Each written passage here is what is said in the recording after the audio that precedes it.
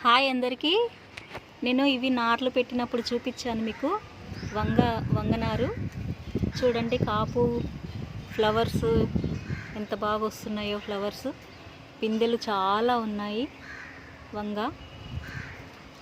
వంకాయ మొక్కలు అంటే డిఫరెంట్ కలర్స్ ఉన్నాయి, బ్లాక్, వైట్, గ్రీను అన్నీ.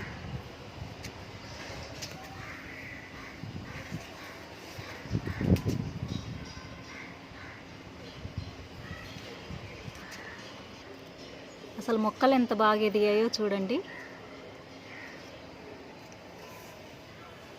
ప్రతి మొక్క ఇదిగోండి.